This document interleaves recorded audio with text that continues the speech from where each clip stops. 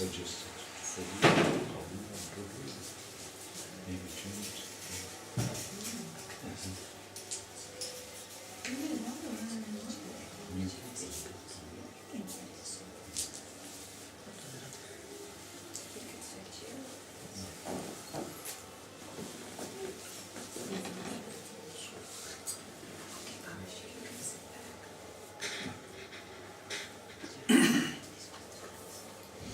ओम अज्ञानतिमिरन्धस्य ज्ञानाञ्जनशलाकया चक्षुरुन्मिलितं येन तस्मै श्रीगुरवे नमः।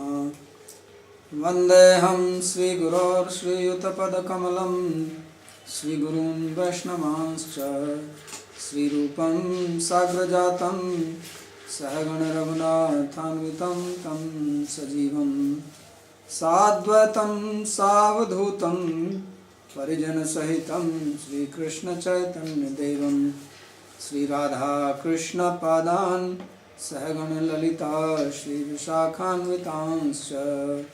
हे कृष्णा करुणा सिन्धो दीनबन्धो जगत्पते गोपेश गोपिका कान्त राधाकान्त नमोऽस्तुते। तप्तकाञ्चन गौराङ्गी राधे वृन्दावनेश्वरी वृषभानुसुते देवी प्रणमामि हरिप्रिये। नमो महावदान्याय कृष्णप्रेमप्रदायिने कृष्णाय कृष्णचैतन्य नामिने गौरत्विषे नमः। पञ्चतत्त्वात्मकं कृष्णं भक्तरूपस्वरूपकं भक्तावतारं भक्ताख्यं नमामि भक्तशक्तिकं। श्रीकृष्ण चैतन्य प्रभु नित्यानंद श्री अद्वैत गदाधर श्रीवासदि गौर भक्तवृंद। हरे कृष्णा कृष्णा कृष्णा हरे हरे, हरे राम राम राम हरे हरे। जन्माद्यस्य यतोऽन्वयादितरतः चार्थे भिज्ञस्वराट् तेने ब्रह्म हृदय आदि कवये मुह्यन्ति यत्सूरयः। तेजो वारिमृदां यथा विनिमयो यत्र त्रिसर्गो मृषा धाम्ना स्वेन सदा निरस्तकुहकं सत्यं परं धीमहि। नारायणं नमस्कृत्य नरं चैव नरोत्तमं देवीं सरस्वतीं व्यासं ततो जयमुदीरयेत्। We are reading from Srimad Bhagavatam, 4th Canto, chapter 23, beginning from verse number 21. This is the story of Ritu Maharaj, who took Vanprastha and was living in the forest with his wife Archi. And it was described how he led a very austere life and fixed his mind on the Supreme Lord Sri Krishna. And he burnt his subtle body by the power of devotion. And then he gave up his material body by the yogic process, raising his consciousness from the lower Muladhara chakra up to the Sahasrara chakra. So when this happened, then he started speaking about his wife Archi, that how she was serving.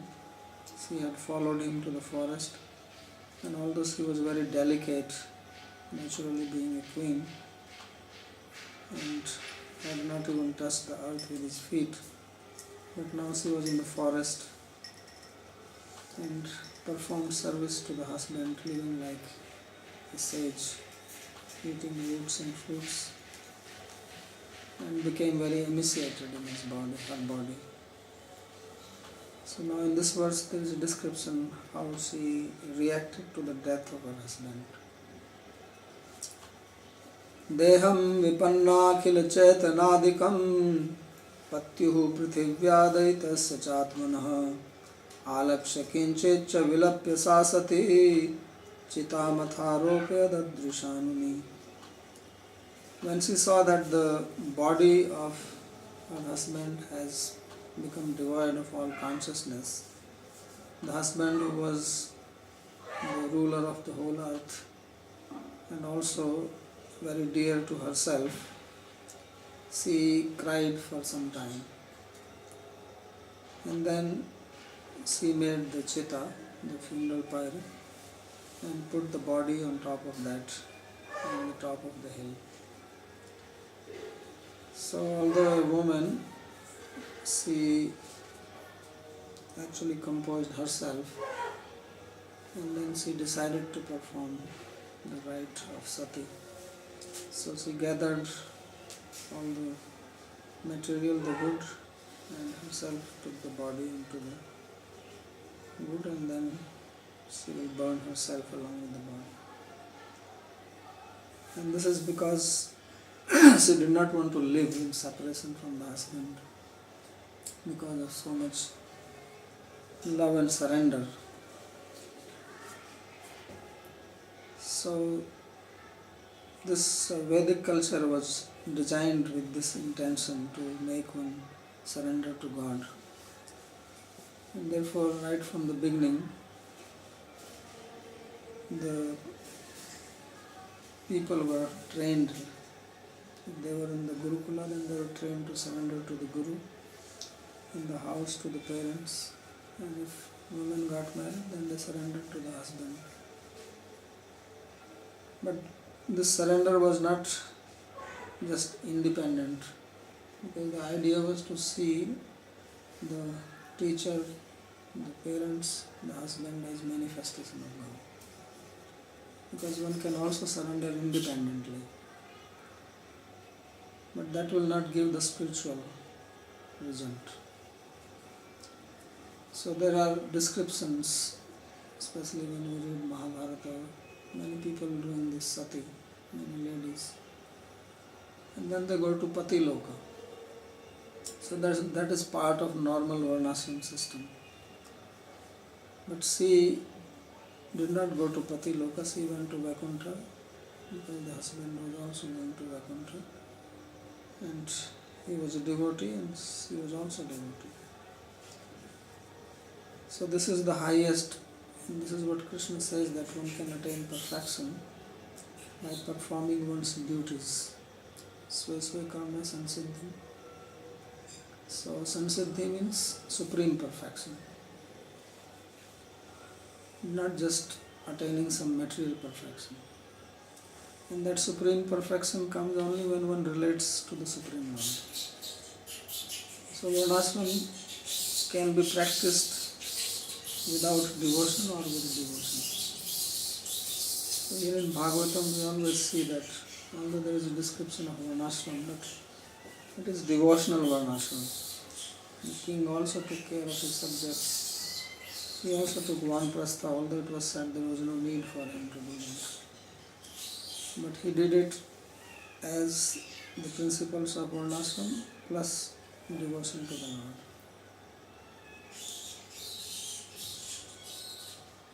And this is what makes it different than the normal Varnashram.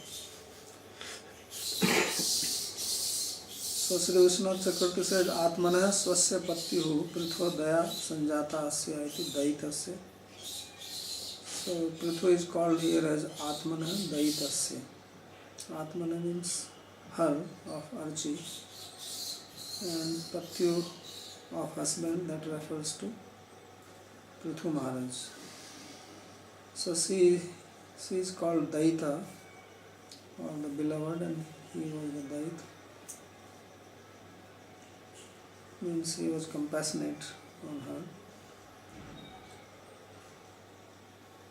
पृथिव्याम दुहित्री भावात तस्याम तस्य दया एव इत्यर्थ. And it is, the earth is also mentioned here, that he was also Daita towards the earth, because Prithu Maharaj has accepted earth as her daughter. So he is called Daita, or one who gave his mercy to both Archi and to the earth. Kinchitcha vilapyeti tatkalochit kriya vyagratvat. So she felt obviously distressed by seeing the death of her husband, and this disturbed her mind for some time. And therefore she cried. But then she composed herself. Usually when you love somebody and that person dies, then people cry and they cannot compose so easily. So here it is important that alaksha kinchit chavilapta. She did not cry too much, she didn't go on crying. So that means she was also quite elevated person. Otherwise a woman especially going on crying. My husband is dead. So she stopped it and then she composed and did what was appropriate for that time. Vidhaya krityam hradani jalapulata dattvodukam bharturudara karmanah natva devinsthan stri dashanstri paritya viveshavan nindhayati bhartripadav. So she did what was necessary to be done at that time. She says vidhaya krityam hradani jalapulata. First is she took bath in the river, some river which was whatever was flowing there. And then she gave water to the husband, Bhartur Udara Karma, who was very generous towards her. And Natva Devinstans Tridashans. And then she paid obeisances to all the gods situated in the sky. And Tri Paritya, then she did parikrama 3 times to the dead body. And then she ignited fire and went into the fire along with the dead body of the husband while meditating on the feet of the husband. Dhyayati Bhartripala. So this is how this sati ceremony is performed. That the woman, she does the parikrama and then she enters into the fire.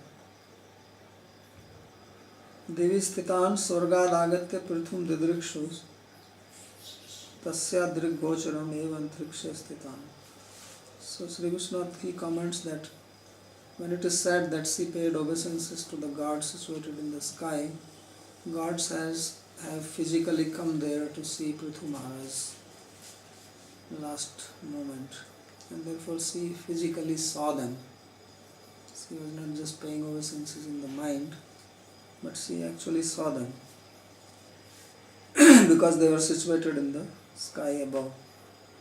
And then she did parikrama of the fire 3 times, and then she entered into it. Vilokyanugatam sadhvim prithum viravaram patim tuštuvur varda devair devapatna sahasrasa. So at that time when the wives of the devas, they saw that this chaste lady has followed the course of her husband, who was a great hero, Prithu Maharaj, they glorified her. Tuštuvur varda devair devapatna. So because she did such a wonderful act, so they started praising her. Kurvatyah kusmasaram tasmin mandar sanuni nadatvamarati turyeshu grananti smay parasparam. And they showered flowers on her on top of that Mandar mountain, and there was divine music which was being played. And then these women, they were speaking to themselves, among themselves as follows. So, Grananti Samaya Uchu. And this is what they spoke. Devya Uchu. Ahoyam vadurdhanya ya chaivam bhujam patim sarvatmana patim bheje yagyesham sri vadhur iva He said, indeed, this woman is very fortunate, the wife of the king, because she served her husband with all her mind, body and speech, just as Lakshmi Devi serves Lord Vishnu. Esha iti angulya darshanti. So Vishnu says that when they were speaking, as if they are pointing towards her with her fingers, urdhvam iti adhaikim chitagnim pashyatha iti bhava. And they are saying that ahoyam vadur dhanya yachavam bhuvajam patim, that she is fortunate. And then sesa nunam bhrajanti urdhvam anuvanyam patim satim. Just look at her, how she is going up, following her husband. Pashyata asman atitya archir durvibhavena karmana. While we are only looking at her, she is ascending to Vaikuntha planet. And this is such a wonderful deed that not everyone can perform this. So he says that when they were speaking, the intention was that what is the use of looking at the fire down, look up. Because when she sat inside and the body was burning, then the aeroplane came from the Vaikuntha and she was going up. So they were actually not looking down, they were looking up. Nunamiti vitarke yayam vimanastha kachit vidyotani drishyate sasha archireva bhavediti. Because she was sitting inside the plane, they were not able to see. But they are saying that they are conjecturing that this plane is going up and there is some brilliant person sitting inside, and this definitely must be Archie. This is what they were discussing. Anu vanyamiti agre vimanastham vanyam tat paschad archisham api vimani pasya. And because it is said Anu vanyam, that she followed Prithu Maharaj. So this means that actually two planes came, one for Prithu and one for her. And Prithu was going first because he was dead anyway before her. And then she followed him.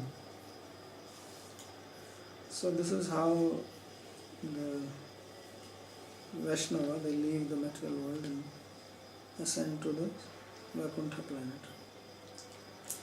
Asmanatitya iti vayam devata bhutvapi asya padatalvartinyo bhume iti bhava. And they are saying that she is going above,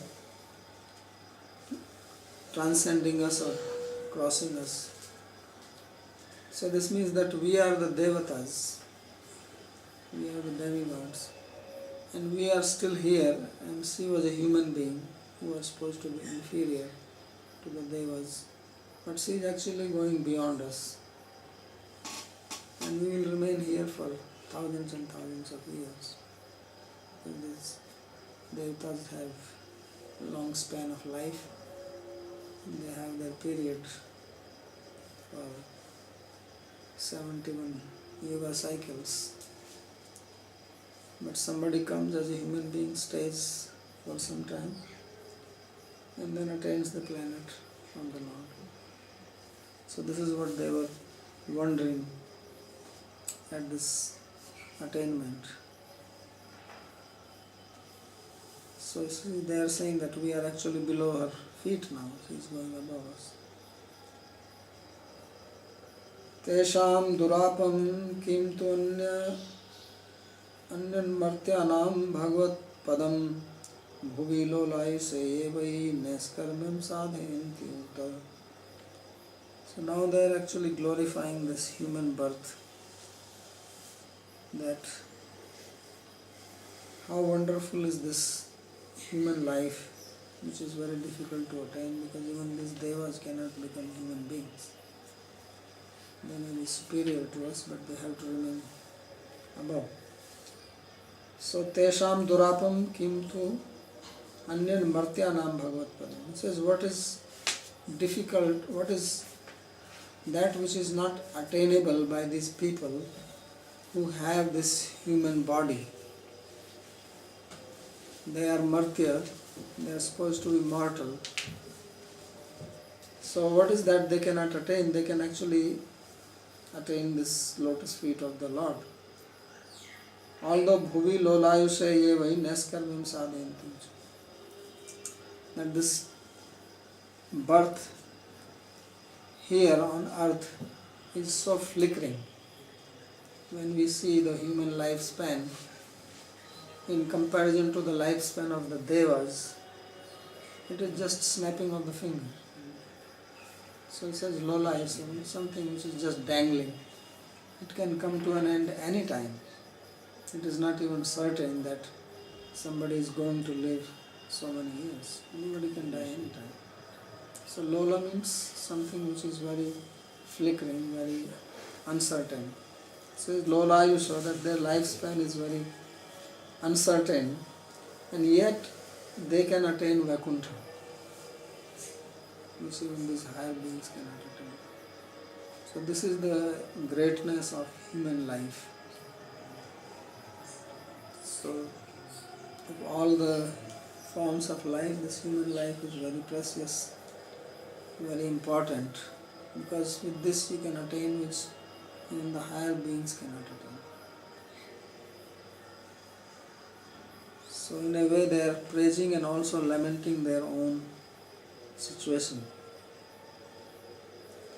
Hanta hanta idrishyeva manushyo vayamapi bhuyasme yadi bhagya syat. So he comments as if they are saying, alas, alas, if we get a chance, we will also like to become human beings like her. Which means they only desire to become, they cannot become. It is not possible. They only can have this wish, but it is not fulfilled because they don't have such fortune. Kimanyat parmesthadikam tu yevai nishchitam ete prithu archi prabhritya bhagavat padam dham vakuntam nasti. Says, what is the use of even attaining Brahmaloka? Because from there also one has to come down. Na Brahman Huna Loka Pranaravartina. So look at this Prithu and Archi. They have attained the abode of the Lord, Bhagavad Dham. So this is what they are lamenting about themselves. And then they lament about the people here on the earth who do not take to devotion. Savanchito bat atmadhruk kritshrena mehta bhuvi labdha pvarga manushyam vishesu visajjate. He says that person has been cheated here on earth and he is an enemy of himself, who after attaining this human life, which is the gateway to Vaikuntha, engages only in sense gratification. So this possibility is there in human life. 4 possibilities are there. That you can remain as a human being. One can become an animal. One can become a higher being, a deva. Or one can go to Vaikuntha. So human life is like a crossroad from where one can go to 4 directions. But if one does not go to Vaikuntha, one does not attain to the spiritual world, the kingdom of God, then one has cheated oneself. And one is called Atmadhruk, means he is rebelling against oneself. He is one's own enemy. Usually we think that somebody else is my enemy. We always look outside for enemies and blame others. But we are our own enemy because we are slave of our mind, our senses, trying to derive some pleasure from sense objects, which is not possible, as Krishna says that यही संस्पर्शा भोगा दुख यानी आद्यंतवंत कौनते नतेषु रमते. That all these bhoga, these sources of enjoyment, which seem to give pleasure to the senses, to the sense contact, they are the very source of our suffering. So we suffer not because somebody else has done something to us, but because we have tried to enjoy with our senses. And that's what keeps us here in this material world, suffering. So he says that those who are intelligent, they do not take pleasure in the senses. This is the sign of intelligence, according to Sri Krishna. Intelligence is not who has more money, who has more power, but who is not trying to enjoy the senses. That is his standard of intelligence. Because whatever else one does, it will be lost. Just a matter of time. And not only it will be lost, but it will keep one bind here to take birth again and again. So therefore it says that one is an atmadruk. Like somebody rebels against you or cheats you. So he says one is oneself doing this. Why? Because one has got the opportunity to attain the word of the Lord, and one is not utilizing that opportunity and gets entangled in the petty affairs of the senses and the mind. And the mind is totally busy all the time, just making plans here. And the time is eating our lifespan by the rising and fall of the sun. And as it was said in the previous verse, that lifespan is anyway not very long and uncertain. Lola Ayusha. So Manushyam Visheshu Visajjate. So Visha is poison and Vishaya is sense object. And Visajja means attachment. So all three words are beginning with Visha, which means poison.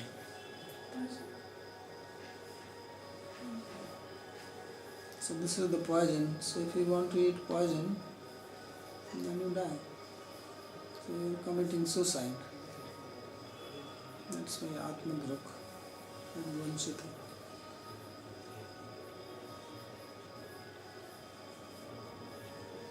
Abhaktam Shochanti Saiti.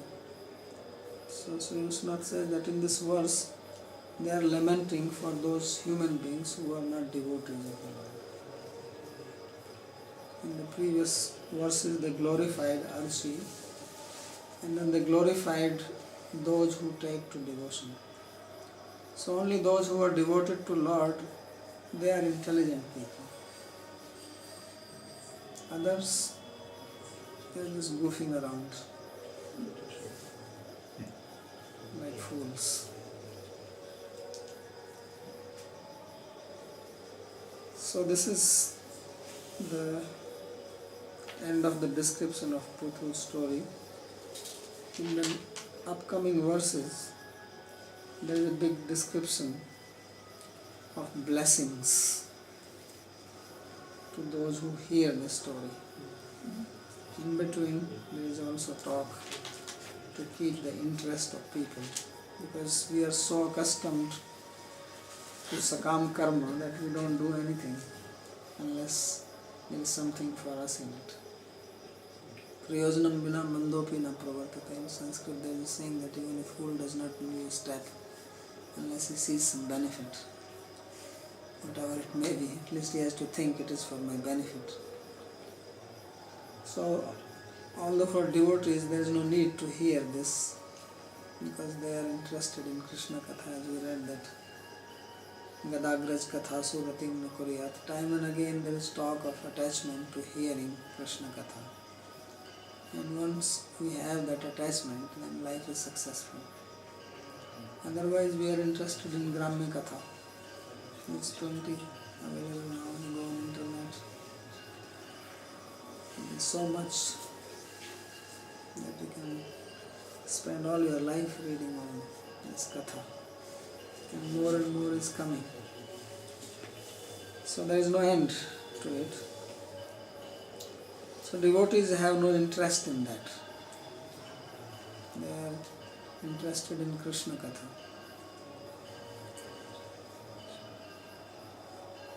So to make common people interested in this katha, then these types of slokas are found in Bhagavatam also once in a while, so that those who have not much interest, they can also become attracted. It's like when you are hungry, then you don't have to glorify food, you will ask for it yourself. When you are not hungry, then you have to say, oh, there is nice gulab jamun, come have. And you are saying, no, I am full. So people are not interested in hearing, therefore Maitreya is speaking out of compassion to allure them. So in Bhagavatam in 11th Canto it is said that Rochanartham Phalashruti, and this description of phala, the outcome of devotional activity is to increase your taste. Like you take some pickle or some condiment in your food to get into taste. When you are really hungry, you don't need all this. So this is like the pickle coming now for those whose digestive system is not very strong. Maitreya Vacha. Maitreya said, Stuvati Shvamarastrishu Patilokam Gata Vaduhu Yam Vayatmavida Dhuryo Venne Prapya Chutashayah. So when the wives of these devas, they were glorifying Archi, she attained Patiloka on the planet of the husband. And Yamva Atmavidam Dhuriyo Venne Prapya Chutasha. That planet which was attained by Prithu Maharaj, who is considered here as the chief of transcendentalists. Why? Because Achyut Ashaya, because his heart was, his mind was devoted to Lord Krishna. So this is the destination. Nanu kim sahamarna punyalabhyam patilokam. So this question is asked that you are saying that she went to Vaikuntha, but she should go to Patiloka. Just like there is Pitriloka, the planet of the forefathers, there is also Patiloka. Like Gandharva Loka, various types of Loka are there. There is also Patiloka. So the chaste wives, they attain to Patiloka. So he is saying that she died along with the dead body of the husband, she should go to this Patiloka. So then Maitreya says, no, that's not for her. Nahi, yam lokam vai nishchitam vanyam prapya atmidam dhurya iti. So she attained the planet which was attained by Prithu Maharaj. And Netasya Prakrita Patiloka, and he is not going to the material Patiloka. So although the word Patiloka was used here, but it says that don't confuse this to the Patiloka in the material world, because he was a devotee. Achyuta Ashrayati Napi Sayujyam Labhyam. He was devoted to Krishna, therefore he did not even attain Sayujya or attaining oneness. Why? Because na kamiye nath ityadiye tadiye prarthana. Already when Lord appeared to him and he asked for a boon, then he said that he does not desire anything. Na kamiye nath tadapi ham kachinna यत्र युष्मत् चरणाम्बुजाशव महत्तमांतर हृदयान्मुखच्युतो विधत्स्व कर्णायत महेशमेव. Says that I don't want to be in a place where I cannot hear your katha. I want 10,000 years so that I can always engage myself in hearing the nectarian pastimes flowing from the mouth of pure devotees of the Lord. So naturally he cannot go to any material abode, he cannot even go to Sahajya because there is no possibility of hearing Krishna Katha. So therefore from that boon it is understood that he went to Vaikuntha planet. Atah Sri Swami Charanir Etad Adhyaya Artham Uttam. Therefore even Sridhar Swami, he has also made a sloka summarizing the chapter, and he says Trayovinse Sabharyasya Vane Nitya Samadhitaha Vimanavadhiruyatha Vaikuntha Gati Iriyate. So he says in his summary of the chapter that in this 23rd chapter there is a description of Prithu Maharaj who went to the forest along with his wife, and then because he was always meditating on the Lord, sitting on a plain, he reached the destination called Vaikuntha. So even Sridhar Swami, the great commentator of Bhagavatam, has explained this chapter of Prithu's leaving and attaining Vaikuntha and not going to any material place. Iti bhakta binnesu eva pati lokasya baliyastham liyam. Therefore only those who are not devotees of the Lord, they go to pati loka, not the devotees.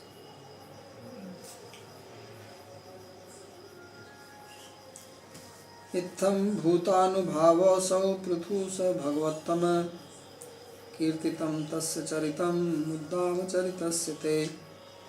So Maitreya, he was speaking to Vidura, he's saying that this indeed is the wonderful history or story of Prithu Maharaj, Uddama Charita, the excellent character is called Uddam. Uddama means rope, like Dam Bandhan Leela of Krishna. It's called Damodar. And Uddam means beyond the rope. Means the pastime by hearing which you become free from the bondage of this material world. That is called Uddama Charita.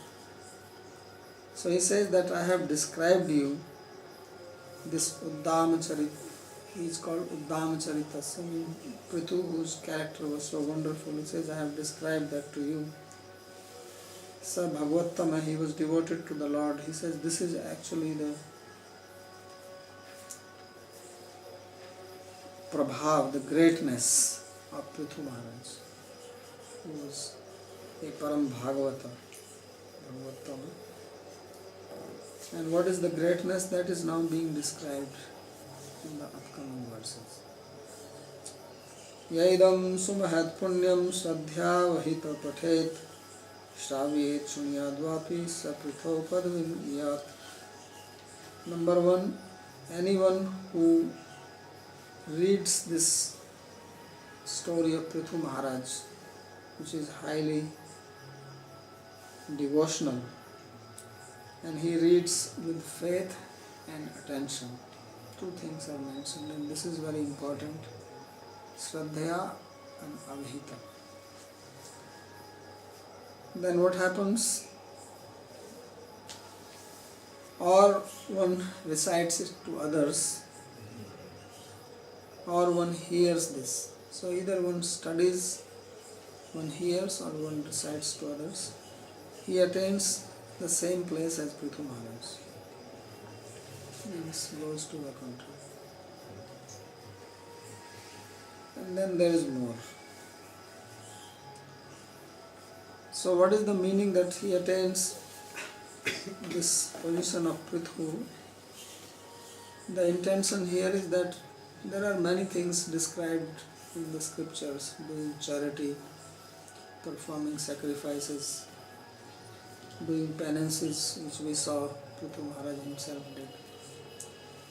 So in Kali Yuga, these things are not possible. We cannot perform tapasya like Prithu Maharaj did. It's not possible. He was standing in the fire when the fire was burning on four sides and the sun on the top. Here, if you don't have an AC in the summertime in Vrindavan, you feel you are getting cooked. So how can we imagine that in the heat in the summer, you burn fire outside and stand in the midst of that? So who will do that? So it's not possible. Or doing sacrifice as he was doing, it's also not possible. Doing charitable activities as he did. After paying your taxes, you hardly have enough to survive. So what is the way then? Then way is that you just hear katha. It's easy. And you get even better result. More than what you can get by charity or austerities. That is available by hearing these pastimes. That is the fortune of people in Kali Yuga. That's why Vyasadeva, when he was asked this question, that out of the four yugas, Satyuga, Treta Yuga, Dwapara Yuga, Kali Yuga, which is the best? So he said Kali Yuga is the best. It is for this reason that Parikshit Maharaj, he did not kill Kali Yuga. People wonder that he should have killed him. So Kali Yuga is very beneficial. For that reason he spared him. If we are interested in attaining the feet of the Lord, then Kali Yuga is the best. In other yugas you have to work very hard. And there is no one teaching Bhagavatam or speaking, because Bhagavatam was written later on. At the beginning of Kali Yuga, Bhagavatam was written. So it's not available. So therefore, Kali Yuga is wonderful, and these kathas are so wonderful that just by hearing, anyone who hears, anyone who reads, anyone who recites, he attains Pritho Parjaniya. Same destination which Prithu Maharaj attained, can have that. So just by hearing, one becomes free of all the offenses. Because the whole problem on the path of devotion is only aparadh, nothing else. Otherwise devotion is very easy. The easiest way to attain the Lord is bhakti. But if one commits offense, then problem comes. Then he has to suffer the result. So this hearing, doing satsanga, doing service, chanting, these are all removing the aparadhas and then making us qualified to attain bhakti. So this is also the effect of hearing Krishna Katha, that it removes the offenses and gives us bhakti. So that's why he said that one attains the abode of, which was attained by Prithu Maharaj. Brahmano Brahma Varchasvi Rajanyo Jagatipati Vaishya Pathan Vitpati Sachudra Sattama Tam Yat. If a Brahmana reads this, he becomes Brahma Varchasvi, he gets the power of the Brahman. If a king or a Kshatriya reads, then he becomes the master of the world. If a Vaishya reads it, he becomes rich, famous. If a Sudra reads, then he becomes a great, honorable person.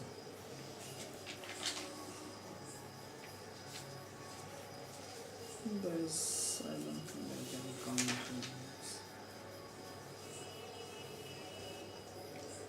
Trikritvaina Vakarna Naro Nari Athva Drita Aprajasu Prajatamo Nirdhano Dhanuvattamaha. And anyone who reads this 3 times, whether a male or a female, there is no discrimination here. unlike in the Karma Kanda. Everybody is equal in bhakti.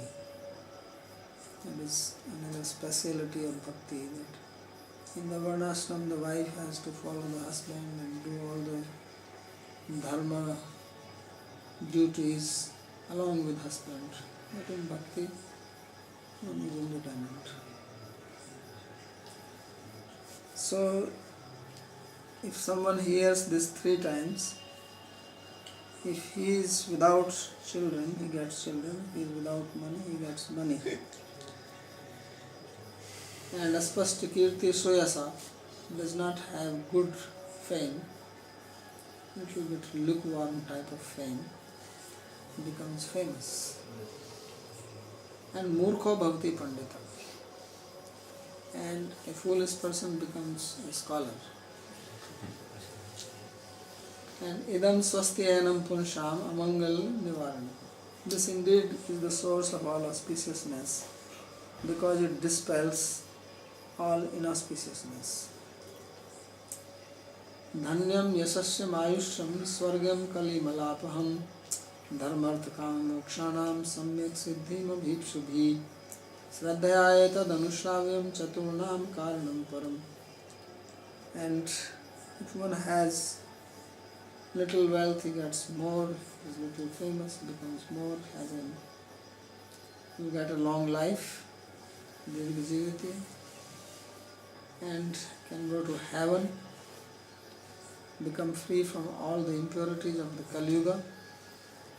And if one wants to attain perfection in dharma, artha, kama or moksha, if one has any desire like this, one will have that. If one hears or reads it with great faith. So this is the supreme cause of attaining perfection in dharma, artha, kama and moksha. Amalam Shuddham Bhakti Mudvahan Udvodhum Mukta Anya Sange Tyaktanya Phalaya Sunaya. So when it is said that 37, this is the next verse. Vijayabhimukho Raja Srutva Tadabhyatiyan Balim Tasmai Haranti Agre Rajana Prithve Yatha. If a king goes on a battle to conquer others, after hearing the story of Prithu Maharaj, then the enemies will come with gifts in hand to offer to him, just as they did to Prithu Maharaj. Means he will become victorious without much problem. Mukta anya sango bhagavati amalam bhakti mudvahan Vanyasya charitam punyam sunyat shavayet patet. So now this is the last one, giving up all the previous ones. He says that a person who is mukta anya sangha does not desire any of these above fruits which are described. And he is bhakti mamlam udvahan. He is performing devotion to the Lord.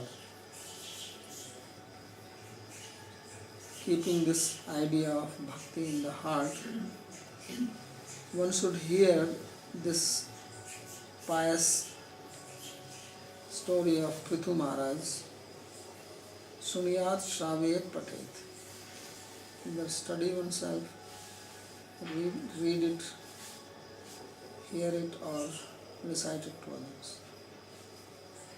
So Maitreya's ultimate, first he said that if you hear this, this is what will happen if you desire this, desire this. But now he is giving his recommendation that one should hear, study or recite it while desiring bhakti and not anything else. So all the other things were spoken. Ultimately the highest is to attain bhakti. So therefore Vishwanath Chakravarti says Amlam Shuddham Bhuktim Udvodhum, that desiring to carry devotion in the heart means trying to attain bhakti. Mukta Anya Sangha, Tyakta anya phala eva sunyat. One should hear this without any material desires in the heart. That is actually the highest and best and recommended by Maitreya. Vachitra viryabhitam mahan mahatmya suchakam asmin kritam mati martya parthavim gatim apniyat. It says that, O Vidura, I have described you this wonderful character of Prithu, which reveals the glory of the Lord.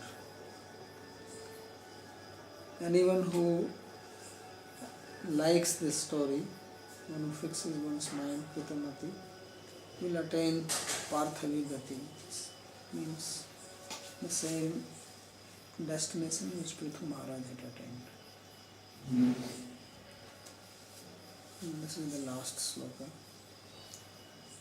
Anudinam midam adarena shrinvan prithucharitam prathayan vimukta sangaha Bhagavati bhav sindhu potapade sachin pranam lavate ratim manushyaha.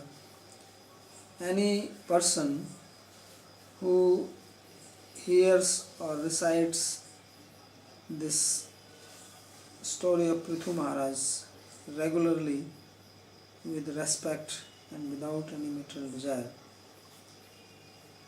he will attain the attachment to the lotus feet of the Lord, because his feet are like the boat to cross over the material world.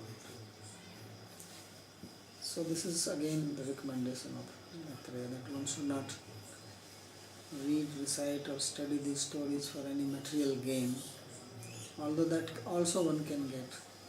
But again, what is the point in getting anything material? It will be lost in due course of time, and again same problem, because anything material you have cannot be permanent. Everything material is only temporary. So why settle for anything temporary, and why not attain the permanent benefit of devotion? So he vichitra viryasya putra Mehetam Mahatmesya Suchkam Prithupakhyanam Idam Abhihitam. So Maitreya, he is calling Vidura as son of Vichitra Virya, and he says that this story which I have told you, this is actually showing the glory of the great devotees. Mehetam Mahatmya Suchkam. This of course glory of Prithu, but in general also about the devotees. And Parthavim means that which is related to Prithu Maharaj. Iti sarartha darshinyam harshinyam bhakta chetasam triyovinsha chaturthasya mahata samhita sangatam satam. So this is the end of Sarartha Darshini commentary on 23rd chapter, which gives pleasure to the heart of the devotees. This is the end of 23rd chapter. So in this chapter basically we studied the austerities performed by Prithu Maharaj after he had taken Vanprastha ashram. When he saw that he became old, he invested all his kingdom to his eldest son and left the kingdom and lived in the forest, and very intense austerities he performed to show how controlled his mind was, and there was nothing which could deter him, influence him or disturb him. And then willfully he gave up his body. Death was in his own control, so when he desired to give up his body, then he gave it up. And then the amazing character of Archi was described in few verses, that how she was equally great or even more, because at least Prithu Maharaj was a king and used to some kind of hard life, but Archi was a queen living in the palace all her life, and now at the last part of her age, in the old age when people expect to live cozy, comfortable life, and expect that others will serve them. She left all that and followed the husband and served him personally. So this shows how much love she had for the husband. And because of this love, she was able to tolerate everything. This was her wealth, basically. This is called Premadhan. So Golokera Premadhan.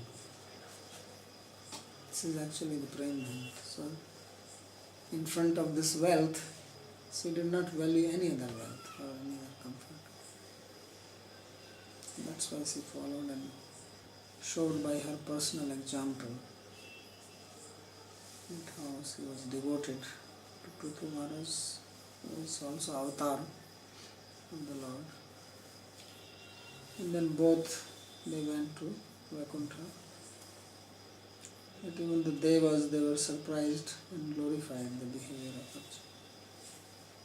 And then in the last part there is description of benefit of the story, but ultimate benefit is to attain devotion to the Lord and the highest. So we'll stop here if there is any question on this.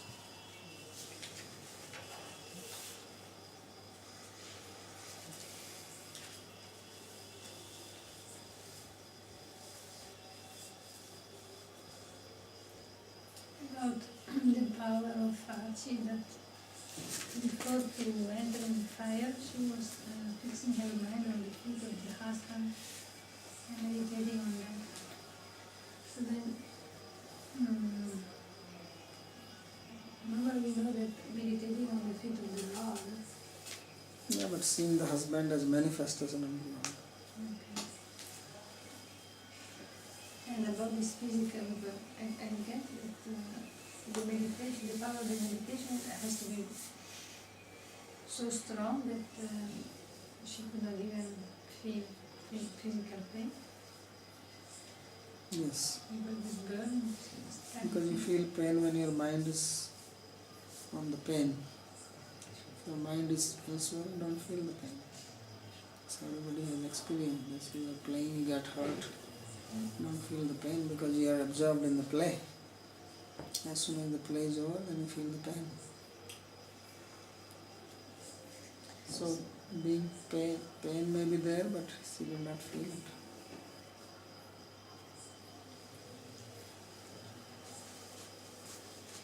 And one question about Pitriloka, because you told that is the planet of grandfather, but everybody so go to first to Pitriloka, because my grandfather, what? No, they go to Pitriloka only if they have followed this system. The fathers of the system. And they desire to go there. Okay. So grandfathers, not our grandfathers. No, your grandfather can also go to Pitriloka if he has performed the rituals related with Pitriloka, which is basically the Shraddha for the forefathers. So forefathers are the fathers of the system. So if you perform Shraddha ceremony for your forefathers and you desire to be with them, then you go to Pitriloka. With the father of the system. Okay. I understand. Here is you said about this Brahmaloka, till Brahmaloka, Loka, that even attaining there is not the, you come back. And this is, this statement is in Bhagavad Gita, and also there is a statement that they live till the end of the universe there. And then they attain Paramgati. So which one is right? No, both are right, because there are two types of people. There are two types of people who can go to Brahmaloka. One is that you go by the path of yoga, that is Krama Mukti. So you gradually go up, then you become liberated. Other is by following this path. Karma. By some austerities, karma, but you are not following the path of mukti. So then you come back home. So both different individuals there. Yeah. Okay. So depending on which process one has followed. They cannot change. They cannot change their intention. On the way, no. On the way, no. Only here. This is the sadhana thing. Just like when you go from here, you buy a ticket. You go from here to America and you have a break journey. There you don't change suddenly. Brave. Okay. Now I decide to go to another country. Any different train.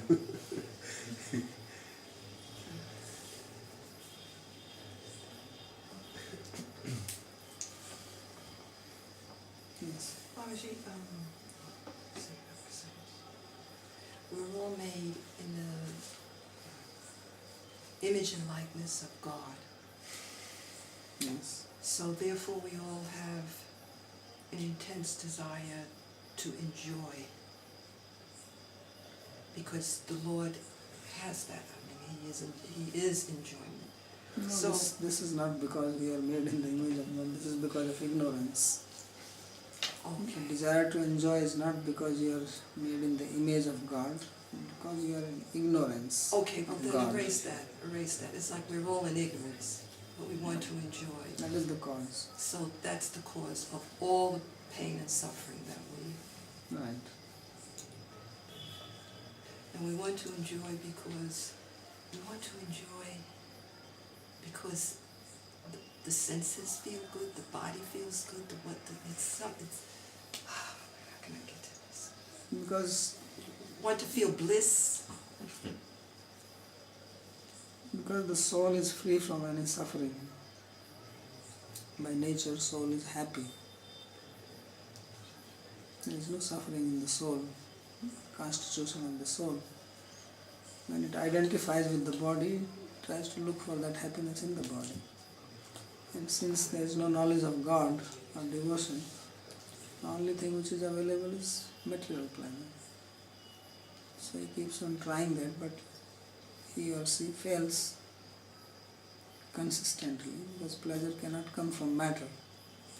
No conscious being can get real pleasure from matter, which is inert. See, this is only the illusion which continues. Therefore, in the Yoga Sutra, Patanjali says that Dukkhameva sarvam vivekina. Those who are viveki, those who have knowledge, who understand, they know that everything is just suffering. The so-called sukha is also suffering, it's happiness. It's like approved suffering. It's a type of suffering which you approve of. It is also suffering.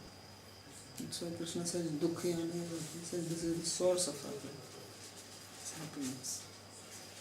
He sansparja bhoga Dukkha Yana. He uses the word Dukkha Yana. Yana means the place from where the object takes birth.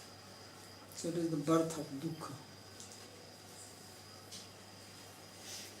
So this ignorance is like a form of madness, Yeah. in a sense. When you understand, then it is madness. When you don't understand, then it is nice.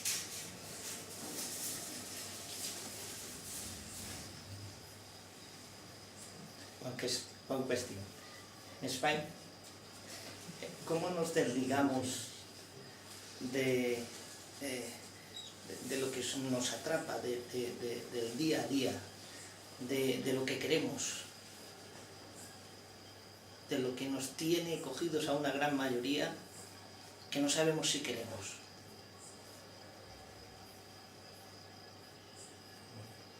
No entendí bien. Lo que yo le pregunto, ¿cómo nos desligamos eso? Exacto, ¿cómo nos desligamos de algo que nos está envolviendo continuamente? O sea, que la gente tenemos querencias. Unos queremos ser más altos, otros queremos ser más guapos, otros queremos tener más dinero.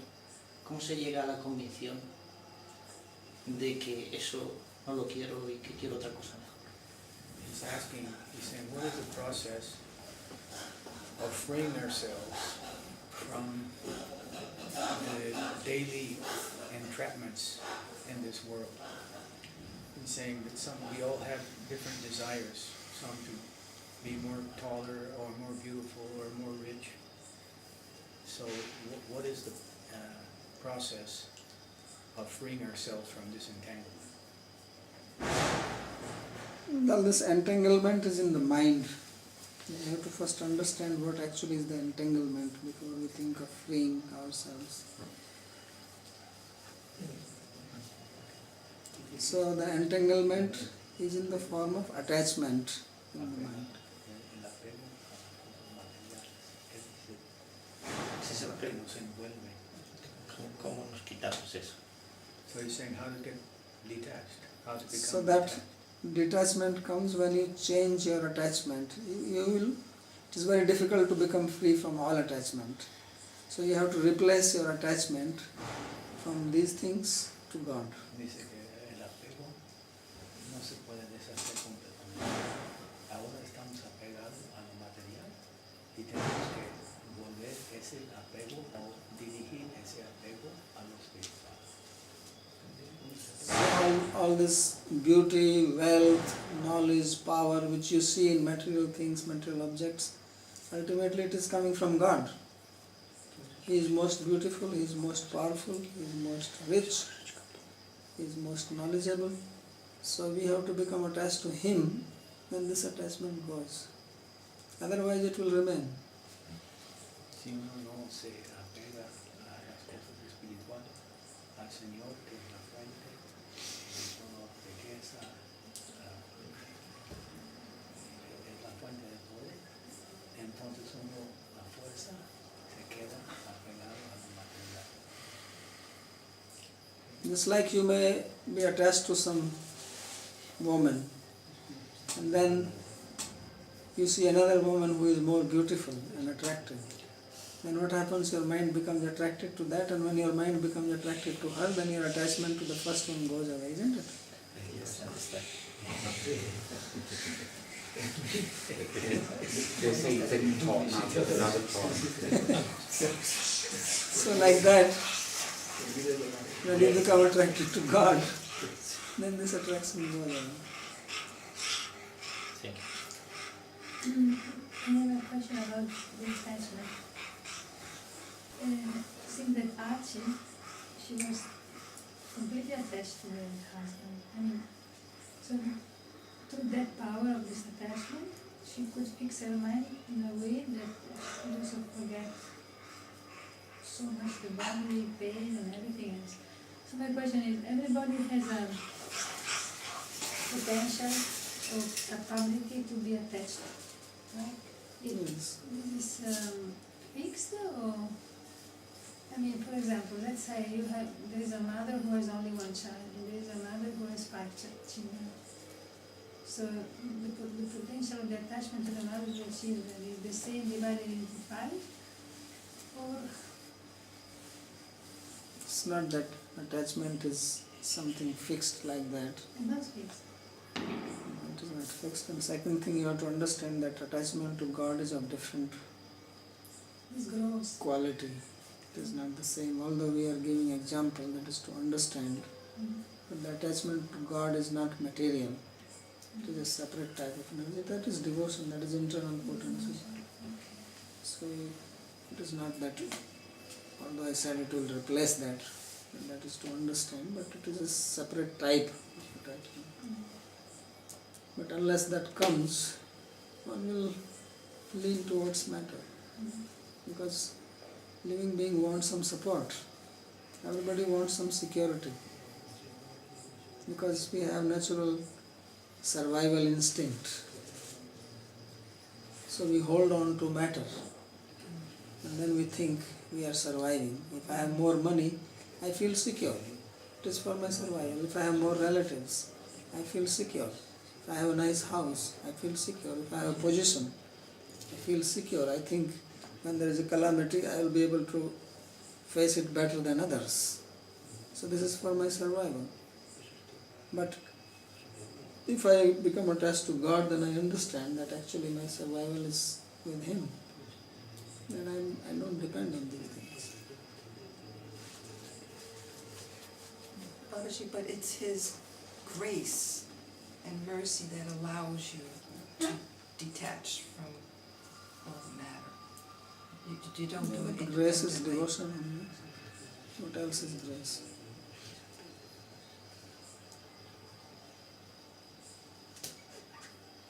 If He chooses not to bless you that way at a particular time, then you're not going to. Yeah, but at least you do your part. Now you're saying if He, leave Him. Let's do what we can do. Then He can choose or not choose. But if He don't choose, then why He is going to burn?